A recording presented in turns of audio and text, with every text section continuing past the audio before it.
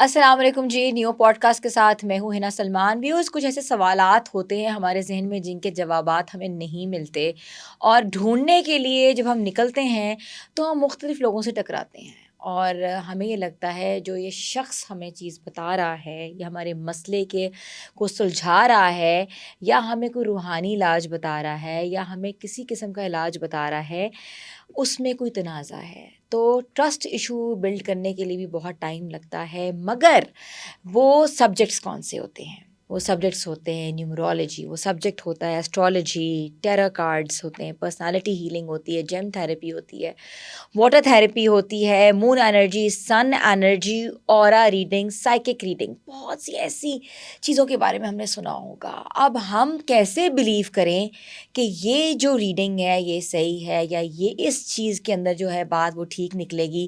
نام کے ذریعے کوئی ہمیں پہچان سکتا ہے، یا ہماری عادات کے ذریعے، ہماری ڈیٹ آف برتھ کے ذریعے، ہماری ماں کے نام کے ذریعے، ہمارے پرفیوم کے ذریعے جو چیزیں ہیں وہ پتہ لگائی جا سکتی ہیں؟ تو پتہ کیسے لگایا جا سکتا ہے؟ آپ کو پتہ ہے کہ میں ہر دوسرے دن کسی نہ کسی کو بلاتی ہوں اور اسی چیز کے اوپر پوڈ کاسٹ کرتی ہوں، اور آپ کے سامنے ایک سوالیہ نشان چھوڑتی ہوں کہ آپ کو کیا اس بندے کی یا اس مہمان کی جو بات ہے وہ سمجھ آئی ہے یا نہیں آئی ہے، اور آپ اس سے ریلیٹ کر سکتے ہیں، اور جو آپ کی زندگی میں باتیں ہوئی ہیں کیا وہ باتیں ویسی ہوئی ہیں؟ تو یہ سوالیہ نشان میں آپ پہ چھوڑتی ہوں، اور by the end of the day آپ ہی نے کوشش کرنی ہے صحیح اور غلط کی. مگر میرا کام ہے صحیح بات، سچی بات، کھری بات آپ کے سامنے میں پیش کروں. تو آج ہم بات کریں گے، بہت ویسٹ سبجیکٹ ہے، ایسٹرالوجی کے اوپر، پیمسٹری کے اوپر، سائیکک ریڈنگ، بہت سے ایسے نام جو میں نے آپ کے سامنے لیے، ان سب چیزوں کے اوپر ہم بات کریں گے. اور بات کرنے کے لیے آج جو موصوف میرے سامنے موجود ہیں، آپ نے ان کو ڈفرینٹ شوز پہ بھی دیکھا ہے، ان کے پوڈ کاسٹ بھی دیکھے ہیں، ان کا ایک باقاعدہ سینٹر ہے جہاں آپ جا کر ان سے رجوع کر سکتے ہیں، رہنمائی حاصل کر سکتے ہیں، اور ہم نے بھی اپنے پروگرامز میں ان سے رہنمائی بھی لی ہے. اور میں چاہتی ہوں کہ آج 1-to-1 ڈسکشن کروں، تو میں دعوت دیتی ہوں اور ویلکم کرتی ہوں داؤد جی داؤد کو. السلام علیکم. وعلیکم السلام. کیسے ہیں داؤد؟ الحمدللہ. داؤد، میں نا تعریفوں کے پل نہیں باندھ سکتی، کیونکہ آپ کو پتہ ہے بات وہ کرنی چاہیے جو کہ اوتھینٹک ہوتی ہے، اور تعریف ہوتی بھی صرف اللہ کی. آپ کی چیزیں لوگ دیکھ رہے ہیں، پسند کر رہے ہیں، اس کا مطلب ہے کہ آپ کی بات میں کچھ صداقت ہے، کچھ سچائی ہے، جو کہ میں آج لوگوں کے سامنے رکھتی ہوں.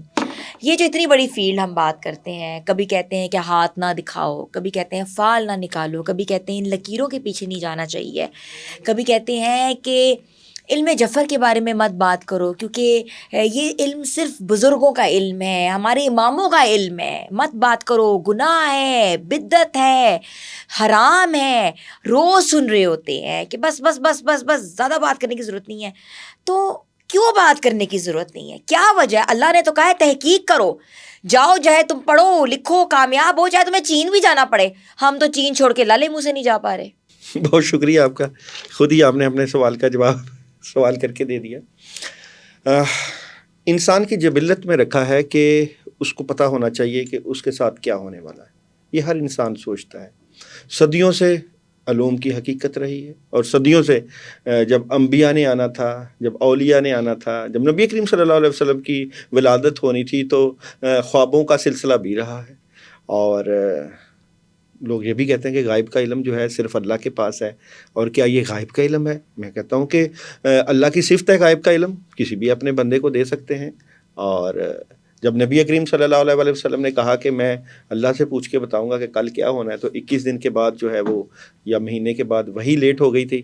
تو پھر میں قرآن کے دوراہوں پہ جاتا ہوں، تو قرآن میں چونٹی موجود ہوتی ہے، اور سلیمان علیہ السلام کا لشکر میلوں دور ہوتا ہے. اور چونٹی کہتی ہے کہ جلدی جلدی اپنے لشکر لے کر بلوں میں چلے جاؤ، سلیمان علیہ السلام کا لشکر آ رہا ہے. اس چونٹی کو کس نے وحی کی، کس نے اس کو خبر پہنچائی کہ سلیمان علیہ السلام کا لشکر آ رہا ہے اور جلدی جلدی چلے جانا ہے؟ ایک چونٹی کے اوپر تو وہ علم اشکار ہو گیا. اور نبی کریم صلی اللہ علیہ وسلم کی امت، جس کے اوپر جو ہے انبیاء نے خواہش کی تھی کہ یا اللہ پاک ہمیں اس نبی کی امت میں پیدا کر، اور اس کی اوصاف. اور حضرت سلیمان علیہ السلام جب بیٹھے ہوئے ہیں اپنے جو ہے وہ جو دربار لگا ہوا ہے، تو کہتے ہیں کہ مجھے ملکہ بلقیس کا تخت چاہیے. اب برقہ بلقیس کا تخت جنات بھی ہیں، انسان بھی وہاں پہ، اور ان کا صاحب علم آصف بن برقیہ بھی موجود ہیں. تو کہا جاتا ہے کہ یہ جو تخت ہے یہ جنات کی طرف سے، کہ یہ ہم تخت جو ہے آپ کے جو ہے اٹھنے سے پہلے، کرسی سے اٹھنے سے پہلے اٹھنے تک ہم حاضر کر دیں گے. سلیمان علیہ السلام نے کہا نہیں، اس سے بھی کوئی جلدی ہے تو مجھے بتاؤ جو لے آئے. تو آپ کے ہی دربار میں صاحب علم، قرآن فرما رہا ہے، قرآن کا ارشاد ہے کہ صاحب علم شخص تھا، تو اس کا نام تھا آصف بن برقیہ. اس نے کہا یا حضرت اگر آپ آنکھ جھپکیں گے تو آنکھ کھلنے سے پہلے ملکہ بلقیس کا تخت جو کہ ہزاروں میل کی مسافت پر تھا وہ آپ کے دربار میں حاضر کر دیا جائے گا. تو وہ جو صاحب علم جو کہ سلیمان علیہ السلام کا جو ہے ایک ادنا سا غلام اگر یہ طاقت رکھتا ہے، تو وہ نبی جس کے لیے پوری کائنات بنائی گئی، وہ نبی جس کو حبیب الانبیاء، امام الانبیاء، حبیب کبریا حضرت محمد صلی اللہ علیہ وآلہ وسلم کہا گیا، تو اس کی آل اور اولاد کی کیا شان ہوگی، کیا کمال ہوں گے. تو آپ کیسے سمجھتے ہیں کہ یہ غیب کا علم جو ہے، اگر قرآن، میں یہ نہیں کہتا کہ غیب کا علم ہر کوئی جانتا ہے، اگر اللہ کسی کو ودیت کر دے، رازق اللہ ہے، اگر اللہ تعالیٰ کسی کو یہ استطاعت دے دے کہ اس کی دعاؤں سے رزق مل جائے، اور خالق اللہ ہے، کسی دعاؤں سے اللہ تعالیٰ وسیلہ بنا دے، تو پھر ہم اس کو ایک کوسچن مارکس آپ کے آگے بھی میں رکھتا ہوں کہ مجھے یہ بتائیں کہ ہم کہاں کھڑے ہیں. کیا ہم علم سے انکاری ہیں؟ کیا ہم نبی کریم صلی اللہ علیہ وآلہ وسلم کے امتی ہونے کے ناطے اس بات سے انکاری ہیں کہ اہل بیت کو وہ طاقتیں نہیں دی گئی، یا اہل بیت کی جو ہے، یا اولیاء اللہ کی جوتیاں اٹھانے والوں کی کیا شان ہوگی؟ کیا وہ جو ایک انگلی کے اشارے سے چاند کے 2 ٹکڑے کر سکتے تھے، تو کیا ان کی شان کیا ہوگی؟ اور حوض کوثر پہ کس کو جا کے ملنا ہے؟ کیا پاوریں، کیا طاقتیں ہیں؟ تو میں سمجھتا ہوں کہ علم کو جو ہے پرکھا نہیں گیا، جانچا نہیں گیا، اس کے اوپر کام نہیں کیا گیا. اور دوسری بات یہ کہ کیا صحیح ہے یا کیا غلط، تو آپ سے ایک سوال میں رکھوں گا کہ آپ نے جب لا الہ الا اللہ پڑھا تو اللہ کو دیکھا یا پرکھا؟ یا میں کہوں گا کہ نہیں، یہ ہم نے ایک یقین، اس سچے کی بات کا یقین کیا، ان سچوں کی بات کا یقین کیا. اور جب میں تاریخ کے دوراہوں پہ جاتا ہوں تو کہا جاتا تھا کہ نبی کریم صلی اللہ علیہ وآلہ وسلم نے معراج پہ شاید نہیں گئے، تو کہا گیا ابو بکر صدیق سے کہ آپ کا نبی کہتا ہے کہ میں نے آسمان پہ زیارت کی، جنت کی، اللہ سے ملاقات کی، کیا یہ سچ ہو سکتا ہے؟ تو ابو بکر صدیق فرماتے ہیں کہ نہیں، میرے نبی نے اگر بات کر دی تو وہ سچے ہیں. تو یہ ایک انسان ہی ہے جو آپ کو یقین کی بات کرتا ہے، یہ ایک انسان ہی ہے جو آپ کو اللہ سے تعلق کی بات کرتا ہے، ایک انسان ہی ہے جو یہ بتاتا ہے کہ مرنے کے بعد حساب دینا ہوگا، یہ ایک انسان ہی ہے. اور جب بھی مشکل وقت یا پریشانی یا ایسے معاملات ہوتے ہیں تو انسان ہی آئے تھے انسان کی تربیت کرنے. 1,24,000 انبیاء کرام کا سفر، پھر انبیاء کے بعد صحابہ کرام نے وہ خدمات انجام دی، پھر تبع تابعین، اولیاء کرام، کتب، ابدال، غوث، اسی ہی غیبی نظام کا حصہ ہیں. اللہ چاہے تو اپنی امام مہدی کا ظہور بالکل اسی ہونا یہی ہے. بالکل. تو میں سمجھتا ہوں کہ علم کو اس طرح جانچا نہیں تو کیا. اس کا مطلب ہے کہ یہ سب چیزیں حرام نہیں ہیں. حرام اور حلال کی بات کے چکر میں ہم نے بہت سا وقت ضائع کر دیا. جنہوں نے فائدہ اٹھانا ہے وہ فائدہ اٹھا گئے. ہم ابھی تک حلال حرام جو ہے، تصویر کھچانا جو ہے حرام ہے تو آپ کو سعودی عرب نہیں جانا پڑے گا، آپ کا حج عمرہ نہیں ہوگا. مجھے نہیں پتا ہوگا کہ نہیں ہوگا. ڈاکٹروں نے جب میڈیسن لی تو شراب حرام ہے حلال ہے. اگر شراب مجبوری کے طور پہ آپ کو انجیکشن لگ کے اس کا فائدہ ہوتا ہے تو مجھے نہیں پتا حلال ہے یا حرام ہے. اگر علم آپ کو فائدہ دے رہا ہے اور اس فائدے کو آپ صحیح سمت پر لے کر جا رہے ہیں تو مجھے نہیں پتا حلال ہے یا حرام ہے. ہم کب حلال اور حرام کے چکر سے نکل کے انسانیت کی بات کریں گے؟ ہم کب ایک دوسرے کے خیال کی بات کریں گے؟ ہم کب آگے بڑھنے کی بات کریں گے؟ کب ہم جو ہے اس دقیانوسی کی زندگی میں پڑے رہیں گے اور یہ نہیں سوچیں گے کہ ہمیں آگے اپنی منزل کس طرف، اپنی منزل کے رستے کس طرف تعین کرنے تھے؟ ہم نے جو ہے قوموں کو جو ہے آگے لیڈ کرنا تھا اور ابھی تک ہم حلال ہو گیا حرام ہو گیا مجھے نہیں پتا. میں نہیں اسی چکر کی بات کرتا ہوں. میں کہتا ہوں کہ ہر وہ علم جو آپ کو فائدہ دے اس سے فائدہ لینا چاہیے. بلکہ اچھا، یہ جو علم آپ کے سامنے پڑا ہوا ہے، اتنا کچھ ہم نے دیکھا ہے ٹیبل کے اوپر، آپ نے علم رکھا ہوا ہے. یہ جو علم ہے تو یہ جو علم کیا بتاتا ہے؟ پریزنٹ اور پاسٹ بتاتا ہے کہ یہ علم فیوچر کی پریڈکشن بھی کرتا ہے؟ دیکھیں، یہ انرجی کا نام ہے، یہ پاورز کا نام ہے. آسمان کے اوپر پرندے چہچہاتے ہیں اور جنگل میں اس بات کی وعی دیتے ہیں کہ طوفان آنے والا ہے. یہ اللہ تعالیٰ نے عقل اور فہم اللہ کو دی. اللہ نے عقل و فہم انسان کو دی ہے کہ سمندر خاموش ہے تو طوفان کی وعید ہے. ہم نے یہ دیکھا ہے کہ گھر میں کچھ ہونے والا ہوتا ہے تو پہلے ہی اشارے ملنا شروع ہو جاتے ہیں. یہ اشارے کون دیتا ہے؟ کوئی تو ہے ذات جو کہ سکس سینس آپ کو دی ہوئی ہے. کوئی تو ہے جو وقت سے پہلے آپ کو باخبر کر رہا ہے. ایک جو پرندے ہیں، آپ نے دیکھا ہوگا کہیں کوئی ایسا مسئلہ پیش آنا ہوتا ہے، آسمان پہ پرندے بولنا شروع کر دیتے ہیں یا دائرے میں گھومنا شروع کر دیتے ہیں. کیوں؟ آخر ایک پرندے کے اوپر اللہ تعالیٰ اتنی نوازشات کر رہے ہیں. وہ جو کتا ہے وہ کھڑا ہے اور اس کو پتہ چل جاتا ہے کہ یہاں پہ کوئی غیبی مخلوق موجود ہے جو کہ وہ بھونکنا شروع کر دیتا ہے. یہ کس نے اس کو عقل دی؟ یہ عقل اگر کسی انسان کو اللہ عطا کر دے، کسی انسان کو اللہ تعالیٰ نواز دیں، اس کے اوپر رحمتیں اور برکتیں کر دیں، تو ہمیں ایک بہت بڑا مسئلہ پیش آتا ہے کہ اس کو پتہ ہے، مجھے کیوں نہیں پتہ؟ اس کو پتہ ہے، شاید صحیح نہ پتہ ہو. اس کو پتہ ہے. یہ کام تو اس وقت بھی ہوا جب نبوت کے دعوے کیے گئے تو پاس ہی بیٹھے ابو جہل کو عطا اور توفیق نہیں ہوئی تھی.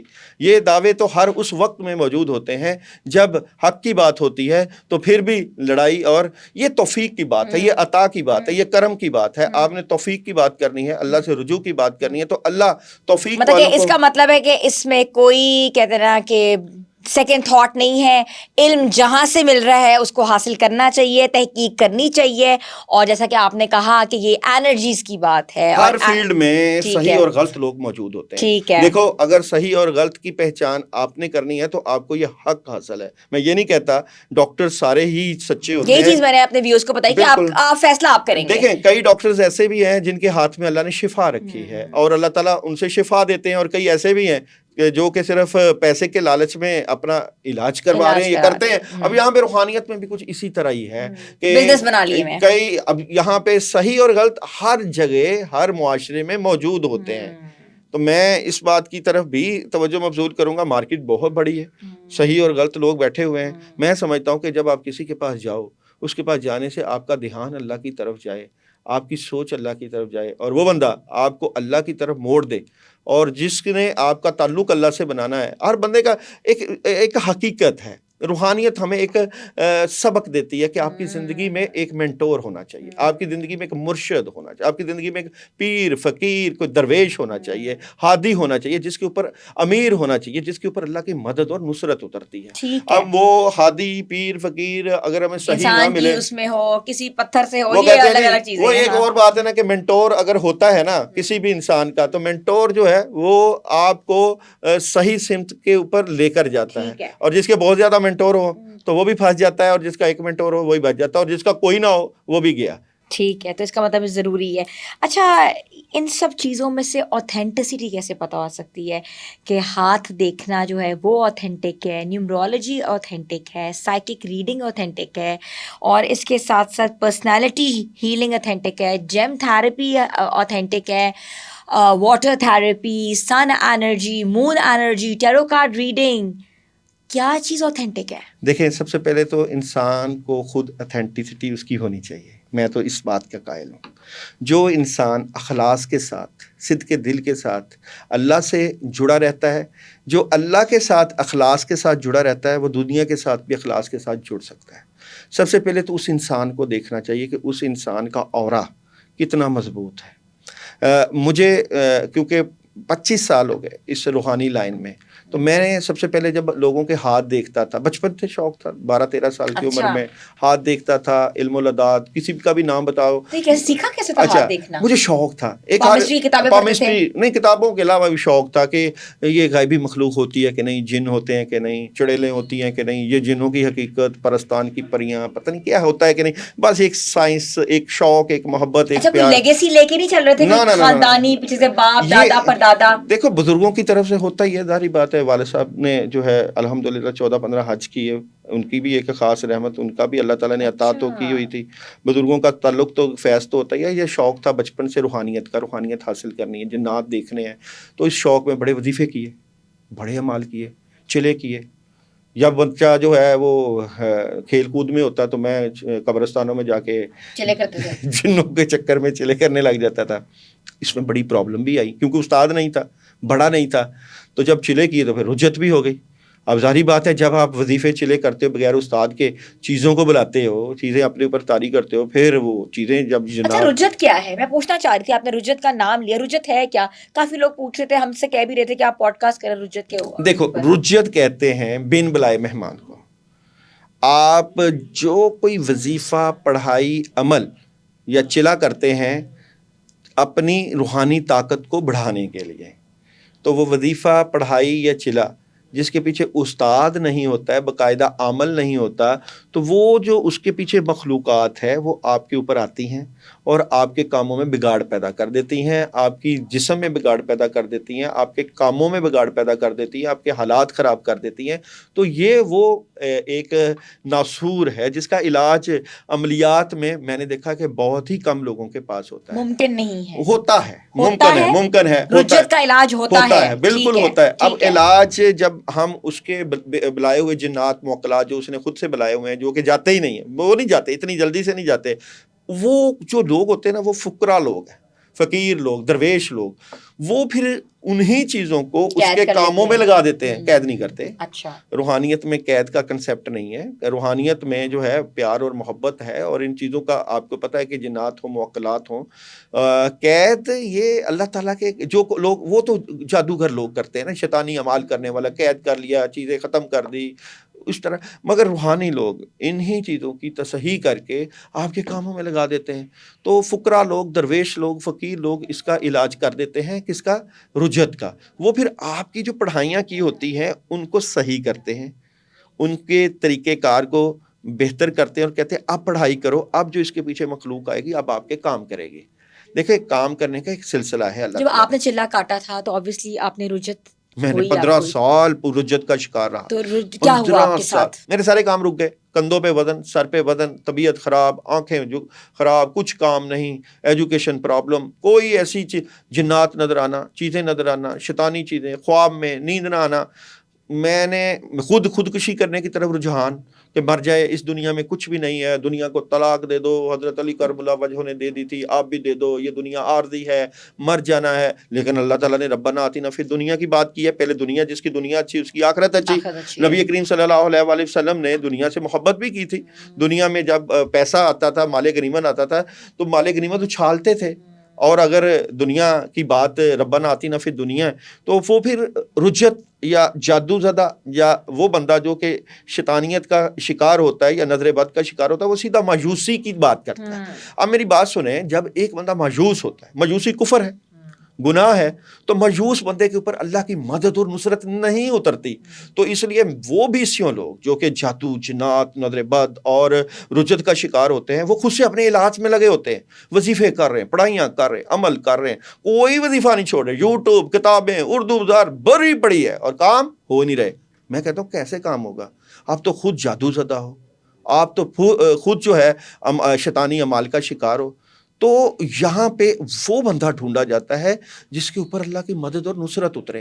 تو وہ ایک مینٹور، وہ آپ کا پیر، درویش، جو بھی آپ کی زندگی میں آئے گا، جس کے اوپر مدد اور نصرت اترے گی، وہ پھر آپ کے لیے جو عمل کرے گا، وہ جو عمل اور پڑھائی کرے گا، وہ آپ کے جنات کی، آپ کی روحانیت کی، آپ کی نیگیٹیوٹی کی کاٹ کرے گا. دیکھو مایوس بندہ کیسے اللہ کی مدد اور نصرت اس کی دعائیں نہیں قبول ہوں گی؟ کیسے ہوں گی؟ آپ حالت کفر میں نماز کیسے پڑھو گے؟ حالت کفر ہے، مایوس ہے، نماز پڑھے گا دھیان ہی نہیں جائے گا نماز کی طرف، دعا کرے گا دھیان ہی نہیں جائے گا نماز کی طرف، دعا کی طرف، صدقہ کرے گا دھیان ہی نہیں جائے گا. اور وظیفے، پھر میں نے 10-15 سال لگاتار وظیفے کیے، خود سے تجربے کیے، ٹکا کے کیے، کام شام کوئی نہیں ہوا. پھر بندے ڈھونڈے، بندہ کوئی نہیں ملا. 10-15 سال ایک طرف وظیفے، ایک طرف پڑھائیاں، ایک طرف بندہ ڈھونڈنا. پھر چلتے چلتے اللہ کا درویش کو مل گیا، ایک ہی نقش دیا، اس نے کہا اسے نہا لو طبیعت ٹھیک ہوگی. پھر میں نے نہیں ان کو چھوڑا، پھر بزرگوں کو نہیں چھوڑا، پھر ان کی بتائے ہوئے اعمال کیے، وظائف کیے، عملیات کیے. اب میرے 20 اسٹوڈنٹ، طالب علم جو کہ روحانی علاج کر رہے ہیں، پورے پاکستان میں کر رہے ہیں. اب ان کے کام بھی اللہ کر رہے ہیں. جنات کی حاضری وہ بھی کر دیتے ہیں. یہ کچھ جنات کو حاضر کرنا مشکل کام نہیں ہے، جنات کو ختم کرنا مشکل کام نہیں ہے. اس جو دل کو اللہ کے ساتھ جوڑنا ہے نا, یہ ایک معنی رکھتا ہے.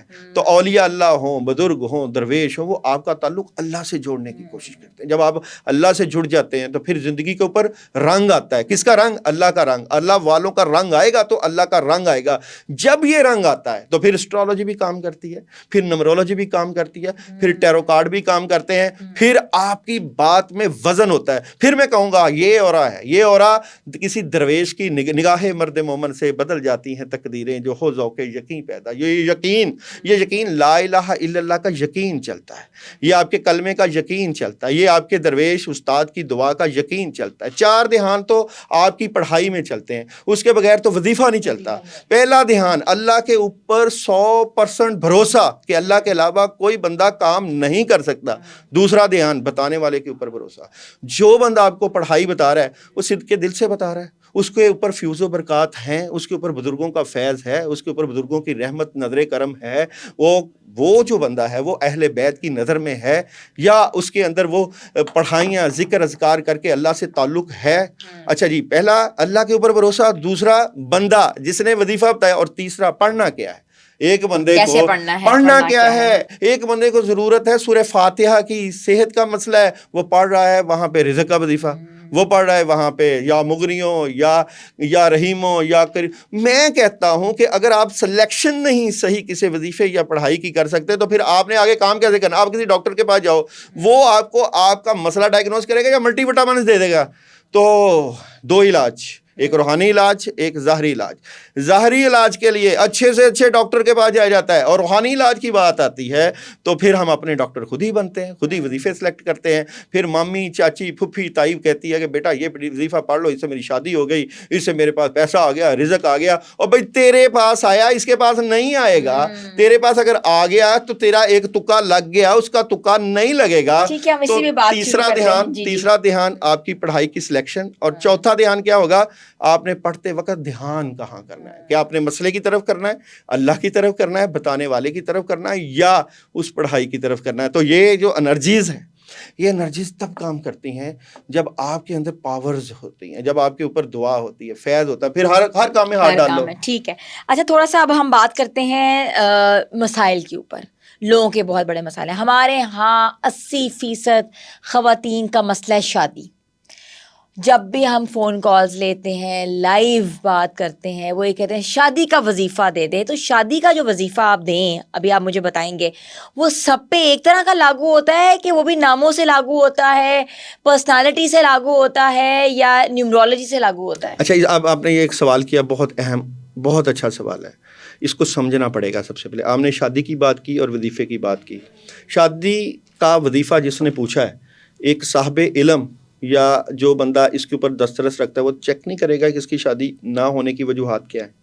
وہ دیکھے گا یہ تو نظر بد کا شکار ہے اس لیے نہیں شادی ہو رہی, یہ جادو کا شکار ہے اس کی شادی اس لیے نہیں ہو رہی, یا اس کے اوپر تو نیگیٹو ہو رہا ہے اس لیے شادی نہیں ہو رہی, یا اس کے اوپر جنات کا اثر ہے اس لیے نہیں ہو رہی. وہ کیا کرے گا, وہ سب سے پہلے اس کی تشخیص کرے گا. میں یہی تو کہتا ہوں, وہ اس کی تشخیص کرے گا. اوہو اس کے اوپر تو جادو کا مسئلہ ہے, وہ اس کو پہلے سب سے پہلے اعوذ باللہ من الشیطان الرجیم پڑھنے کے لیے بتاؤ, وہ اس کو سورہ فلق اور سورہ ناس بتاؤ, آیت الکرسی بتاؤ, لا حول ولا قوت الا باللہ بتاؤ.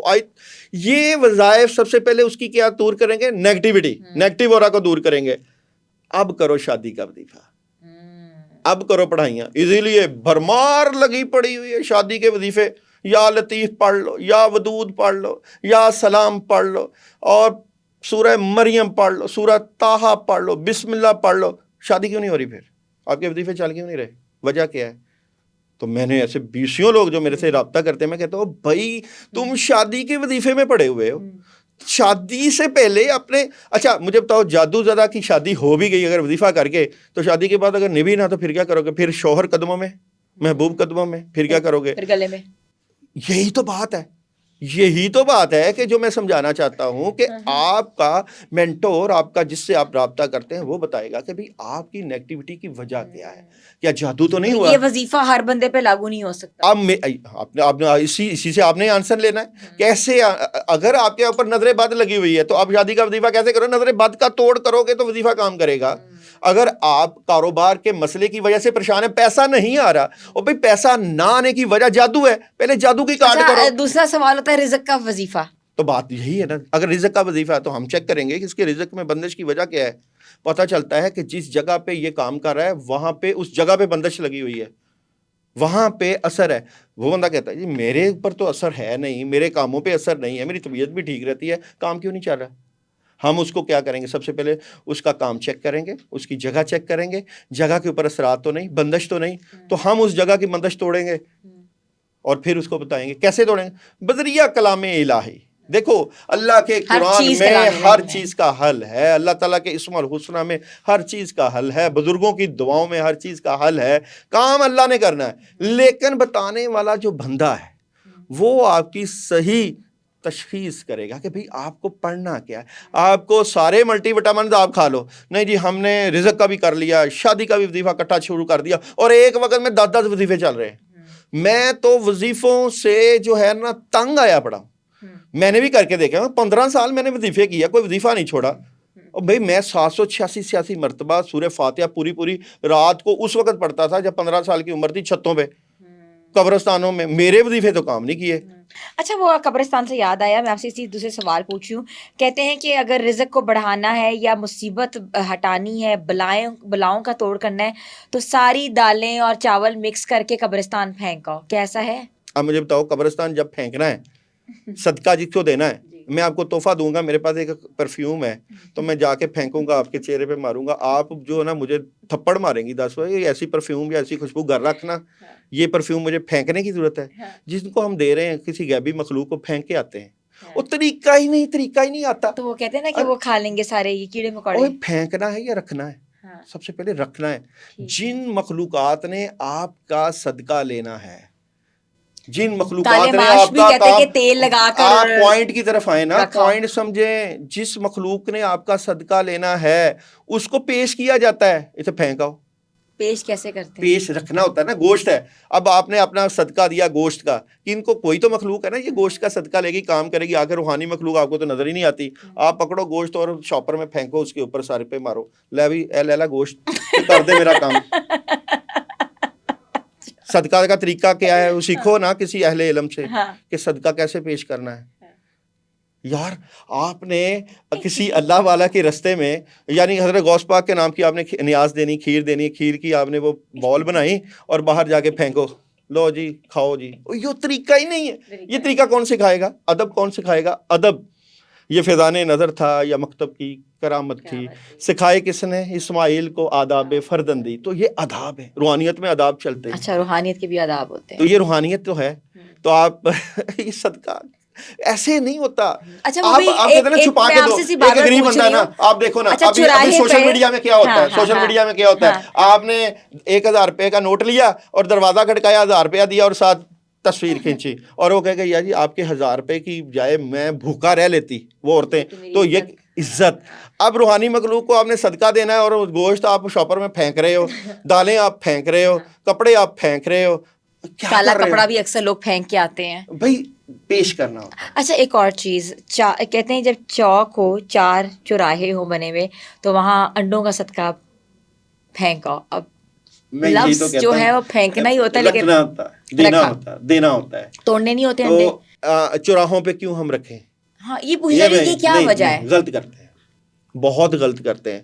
اب جس بندے نے دالیں کٹھی کر کے 7 دفعہ سر کے دائیں اور بائیں وار کے چوراہے پہ پھینکنی ہے, اس کا نیگیٹو اثر تو اس دالوں پہ آئے گا نا, اور جو بندہ اوپر سے گزرے گا اس کے اوپر بھی آ جاتا ہے. پھر مجھے 20 لوگ کہتے ہیں جی ہمارا تو دشمن ہی کوئی نہیں ہے, ہم پہ کس نے کر دیا, ہم پہ کس نے اثر کر دیا, اور سب سے بڑا دشمن تو ابلیس ہے. وہ چاہے گا کہ آپ کامیاب ہو جاؤ اس دنیا اور آخرت میں. تو جب آپ چوراہوں سے اوپر سے گزرتے ہو, دالوں پہ, سریوں پہ, گوشت پہ, آپ کے اوپر اثر آ جاتا ہے. تو کہاں رکھنے چاہیے یہ چیزیں؟ ویران جگہوں پہ. ویران جگہوں پہ جنات ہوتے ہیں, ویران جگہوں پہ دور علاقے سے دور رکھیں, وہاں پہ رکھ کے آئیں. پلاٹوں میں دیکھا کتنا میں پھینکنے کا لفظ نہیں استعمال کر رہا, رکھنے کی بات کریں. اچھا یہ انڈوں کا جو صدقہ ہوتا ہے یہ کیوں دیا جاتا ہے؟ دیکھو یہاں پہ آپ نے صدقہ کیا دینا ہے, یہ آپ کا مینٹور, آپ کا بڑا سلیکٹ کرتا ہے کہ کیا دینا ہے. یہ کہتے ہیں نا کہ جان کا صدقہ, اور انڈا ایک پوری جان ہے, تو یہ آپ کی نیگیٹیوٹی، بد اثرات، شیطانی اثرات، نظر بد کو دور کرنے کے لیے کتنے دینے ہیں، کس دن دینے ہیں، یہ بھی سلیکٹ کیا جاتا ہے۔ کئی دن صدقات کے لوگ، کئی لوگ جو ہے صدقات کے دن سلیکٹ کرتے ہیں ٹیوزڈے اور سیچرڈے۔ اکثر جادوگر لوگ، عاملین لوگ عملیات جو کرتے ہیں وہ منگل کے دن اور ہفتے کے دن کو سلیکٹ کرتے ہیں۔ انہی دنوں میں نیگیٹو انرجی کا اورا بڑا ہوتا ہے، تو انہی دنوں میں آپ کو زیادہ اذکار شیطانی اثرات کو دور کرنے کے لیے کرنے چاہیے۔ کئی لوگ جو ہے نیگیٹو انرجی کا یوز کرنے کے لیے چاند کی آخری تاریخوں کا استعمال کرتے ہیں۔ آخری تاریخوں میں کیونکہ چاند کی انرجی جو ہے وہ ڈاؤن ہوتی ہے تو نیگیٹیوٹی کا اثر زیادہ ہوتا ہے۔ کئی لوگ اچھے مال، اب یہاں پہ ایک اہم جو چیز، ایک عمل کی خاص باتیں ہوتی ہیں۔ آپ عملیات میں، روحانیت میں نوچندی جمعرات کو یوز کرتے ہیں۔ نوچندی جمعرات نیا چاند چڑھتا ہے اور انرجی بوسٹ پکڑ رہی ہوتی ہے، تو نوچندی جمعرات رزق کے، برکت کے، خیر و عافیت کے اور روحانیت کی ترقی کے عمل کیے جاتے ہیں۔ جس طرح 13، 14 اور 15 تاریخ روزوں کی بات ہوتی ہے کہ ان دنوں کے روزے لوگ رکھتے ہیں۔ ٹھیک ہے، یہ تاریخوں کی آپ نے بات کی ہے تو یہ چاند کی تاریخوں کی بات کی ہے، لیکن اس میں جو ایک دو کانسیپٹ ہے، اماوس کی رات، تاریک رات، آج جو ہے بہت کالی رات ہے، آج جو ہے چاند دیکھو کتنا مدھم ہوا ہے، یہ کیا باتیں ہوتی ہیں؟ چاند گرہن کیا ہوتا ہے؟ چاند گرہن کے وقت آپ باہر نکل کے نفل پڑھتے ہیں۔ سورج گرہن کیا ہوتا ہے؟ جب نبی کریم صلی اللہ علیہ وسلم سورج گرہن ہوتا تھا تو صحابہ کو اکٹھا کر کے کہ جی یہ قیامت کی نشانیوں میں سے ہے، اس کا بھی تو اثر ہوتا ہوگا۔ پوچھنی ہوں میں آپ سے، ہوتا ہے نا، نیگیٹیوٹی ہے نا، اس کو ختم کرنے کے لیے بارش نہیں ہو رہی، بارش کی دعا کے لیے باہر میدان میں آیا جاتا ہے، دعا کی جاتی ہے نا، تسبیح بھی درخت پہ لٹکائی جاتی ہے کچھ پڑھ کے۔ تو یہ کچھ ٹوٹکے ہیں، ریمیڈیز ہیں، کچھ ریمیڈیز ہیں۔ ٹھیک ہے، اب کئی جگہ پہ اعمال چلتے ہیں، کئی جگہ پہ آپ کی پیور روحانیت چلتی ہے، کئی جگہ پہ بزرگوں کے تجربات چلتے ہیں۔ ٹھیک ہے، تو تجربات دیکھے جاتے ہیں کہ جی اس نے اس کام کا یہ تجربہ کیا تو اس سے یہ ہو گیا، تو کہتے ہیں کہ جی سورج گرہن یا چاند گرہن کا زیادہ ہونا قرب قیامت کی علامات ہیں، نشانیاں ہیں۔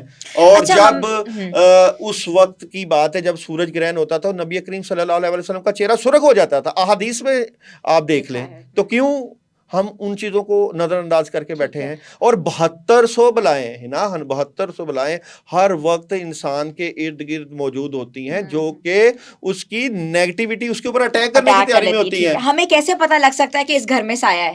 ہمیں کیا علامات ہیں اس گھر میں؟ دیکھیں جی، اس گھر میں بے برکتی رہے گی، اس کے گھر میں بے سکونی رہے گی، چیزیں گریں گی، ٹوٹیں گی، کھانا ضائع ہوگا، طبیعت خراب رہے گی، رشتے آئیں گے نہیں، آئیں گے تو دوبارہ چکر نہیں لگائیں گے، اس گھر کے افراد کی طبیعت خراب رہتی ہے، رزق نہیں آتا، خیر و برکت نہیں ہوتی، سارے کام رکے ہوتے ہیں اور دل کرتا ہے اس گھر کو چھوڑ جائیں۔ سارے بندے سست کاہل اور کام کرتے ہی نہیں ہیں، برکت ہی نہیں ہوتی۔ یہ سائے کی علامت ہے، سائے کی علامت ہے۔ ٹھیک ہے، جادو کی بھی ہی علامت ہے؟ جادو کی ڈیفرنٹ ہوتی ہے۔ وہ کیا علامت ہے؟ اب دیکھیں نا، جادو کی جس گھر میں جادو ہے، جس شخص میں جادو ہے، دونوں کی علامات بتائیں۔ اچھا جی، جادو کی اقسام کی بات کروں تو جادو کئی تعویذات کے ذریعے کیا جاتا ہے، صرف تعویذ لگا دیا جاتا ہے۔ کئی جگہوں پہ جادو اس بندے کے جسم کے حصوں کا استعمال کیا جاتا ہے، جیسے اس کے بال، ناخن یا اس کا پہنے ہوئے کپڑے کا استعمال کیا جاتا ہے، جس کے ذریعے جنات مسلط کیے جاتے ہیں۔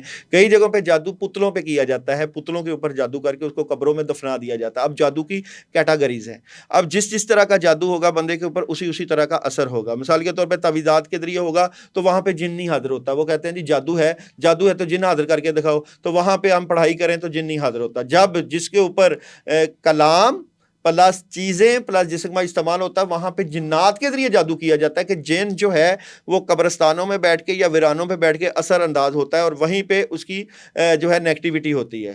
اب وہاں پہ جو جن کا اثر ہوتا ہے، یہ ٹیکنیکل باتیں ہیں، تو اس کو جب عمل پڑھائی کرے گا تو وہ جن واپس آئے گا اور اس کے اوپر حاضر ہو جائے گا، کہتے ہیں جی جن کی حاضری ہو گئی۔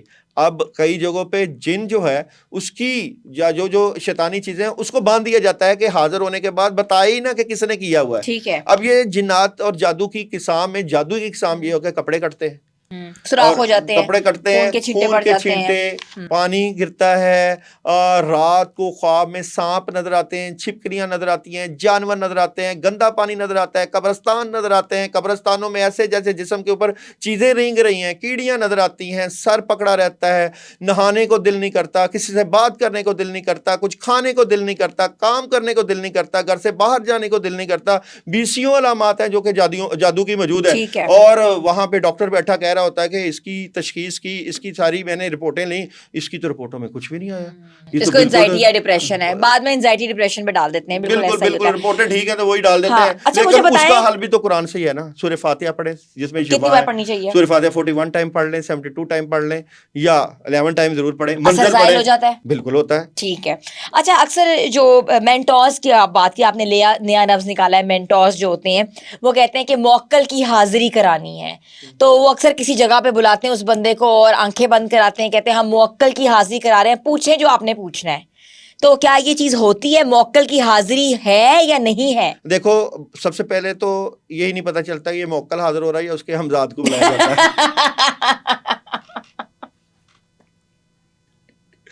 اب یہ بات میں کیونکہ میں عملیات کرتا ہوں, میں روحانیت سمجھتا ہوں, تو کہتے ہیں موکل کی حاضر کریں. اس کو پوچھو بھائی جو موکل آپ بلا رہے ہو اسے اپنے حالات تو ٹھیک کر لو پہلے. جس جن کو بلا رہے ہو اس سے بینک سے پیسے تو منگوا لو. تو ہمزاد بھی ایک ایگزسٹ کرتا ہے. صحیح بات ہے. تو وہ ہمزاد سے ہی باتیں پوچھ رہے ہوتے ہیں, اور تو وہ تو ویسے ہی جھوٹا ہوتا ہے. تو نہیں ہوتی اس کا مطلب. دیکھو موکل کی حاضر کرنا آسان بات نہیں ہے. یہ اہل علم اور درویشوں اور صوفیہ کا کام تھا, اولیاء اللہ کا کام تھا, جہاں پہ یہ لوگ یہ جنات یہ موکلات آتے تھے اور ان سے محبت کرتے تھے. حاضری آپ کی اتنی اوقات اور جرت ہے, جن کو بلا لو اور اس سے کام کر لو. ہم نے تو اکثر پوڈ کاسٹ میں دیکھا ہے وہ خاتون جو ہے وہ جیم سٹون پہن کے بلا رہی ہوتی ہیں, تو وہ جو بلاتی ہوتی ہے اس کو کہو نا کہ میرے سامنے حاضر کر کے دکھائے. میں یہاں پہ آپ کے دعویٰ کرتا ہوں کہ اگر کوئی میرے سامنے جن حاضر کر کے, حالانکہ میں جنات کا کام کرتا ہوں, تو میں یہاں پہ اس کی مرضی کا انعام دوں گا. یہ صرف مریض کے اوپر حاضر کرتے ہیں. ٹھیک ہے. اور باقی یہ جو جنات اور موکلات ہیں ان کی محبت ہوتی ہے. اولیاء اللہ کتب ابدال غوث یا درباروں پہ ہوتے ہیں, ظاہری حالت میں ہو یا روحانی حالت میں. پوچھیں لوہے مشتری کیا ہوتی ہے؟ اچھا یہ مشتری کی ساعت ہوتی ہے جس میں اس کو بنایا جاتا ہے, جس سے آپ کا رزق بڑھتا ہے, آپ کے کاموں میں مدد آتی ہے. لوگ ساتوں کے استعمال میں اس کی مخصوص کلام پڑھتے ہیں, اس کی زکات دیتے ہیں, جس سے آپ کے کاموں میں مدد ہوتی ہے, حکمرانی ملتی ہے, عزت وقار اور شہرت میں اضافہ ہوتا ہے. یہ ڈپینڈ کرتا ہے کہ دینے والے کے اوپر آپ کو فری دے دے, محبت میں دے دے, یا اس کے لیے آپ سے لاکھوں پیسے مانگ لے. لاکھوں پیسے صدقہ ہو. اگر وہ گولڈ پہ بنائے گا تو ظاہری بات ہے, پھر تو اگر چاندی پہ بلائے گا چاندی کی قیمت ہوگی. اچھا اکثر لوگ کہتے ہیں کوہان کی ہڈی اگر چھت پہ رکھ لو تو جادو نہیں ہوتا, کیا ایسا ہے؟ کوہان کی ہڈی اونٹ کا استعمال اس کی کہتے ہیں, مگر وہاں پہ لوگ کہتے ہیں کہ جی ہڈی جو ہے, ہڈی اور مینگنے احادیث میں ہے, یہ جنات کی خوراک ہوتی ہے. تو جادو تب بھی ہو جانا ہے کہ آپ کہو کہ جی میں نماز پڑھوں, عبادت کروں, حفاظت کی دعاؤں, پھر بھی ہو جانا کہ یہ اللہ کا حکم ہے. ٹھیک ہے. تو ہونے کو کوئی حرج نہیں ہے, لیکن حفاظت کے لیے لوگ کرتے ہیں, وہاں پہ ان کی حفاظت کہیں نہ کہیں تو ہو جاتی ہے. لیکن کسی کا پاورفل عمل ہوگا تو جو مرضی کر لو, ہو جاتا ہے جادو. داؤد آپ کا بہت بہت شکریہ. آنے کا ٹائم بہت کم تھا, لیکن مجھے پتہ ہی نہیں لگا کیسے گزر گیا ٹائم, کیونکہ اتنا کچھ تھا کور کرنے کے اوپر. لیکن میں چاہتی ہوں کہ ہم نیکسٹ یہ سیریز جو ہے کنٹینیو کریں اور لوگوں کو آگاہی دیں کہ سچ کیا ہے, غلط کیا ہے. جتنے بھی یہ پیر بابے عالم بیٹھے ہوئے ہیں جن کے پاس لوگ رجوع کرتے ہیں, جاتے ہیں اور لاکھوں لاکھوں روپیہ دے کر آتے ہیں. میں نے ایسی ایسی خواتین کو قسم سے دیکھا ہے, میں یہ قسم اس لیے کھا رہی ہوں کہ میری آنکھوں دیکھی بات ہے, جنہوں نے اپنے سونے کی چینز انگوٹھیاں سب بیچی ہیں ان سب چیزوں کے لیے, مگر پھر بھی کیا ان کو آرام آیا ہے, کیا ان کو روحانی آرام آیا ہے, کیا ان کا روحانی علاج ہو چکا ہے؟ تو یہ میں سوال آپ پہ ہی چھوڑتی ہوں, آپ مجھے مزید بتا سکتے ہیں, اور ضرور کامنٹ کریں اور بتائیں کہ مزید آپ کون کون سے ٹاپکس دیکھنا چاہتے ہیں. اپنی ہوسٹ حنا سلمان کو اجازت دیں, تب تک کے لیے اللہ حافظ.